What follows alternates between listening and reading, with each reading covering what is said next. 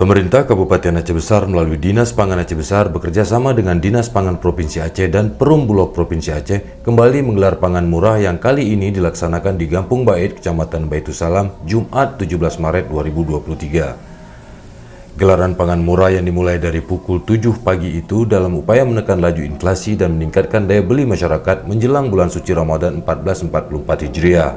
Karena lokasi pasar murah berada di pinggir jalan, para pembeli yang datang bukan hanya masyarakat Kampung Bait saja, namun juga masyarakat kampung tetangga yang melintas. Kegiatan tersebut berakhir sekira pukul 11.30 seiring dengan habisnya paket belanja yang dijual.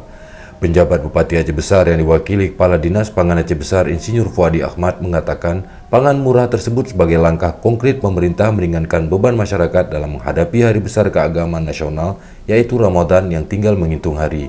Ia menjelaskan kegiatan ini dilakukan agar masyarakat Aceh Besar saat Ramadan memiliki kebutuhan pokok yang cukup dan ini merupakan program rutin pemerintah untuk menekan laju inflasi daerah. Paduk murah kira-kira dengan harga yang normal.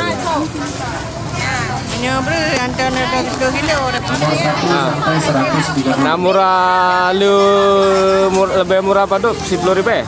Nyo kan 20 kilo beta tuh 20. Ino paduk Murah 10 ribu. Murah 10 ribu.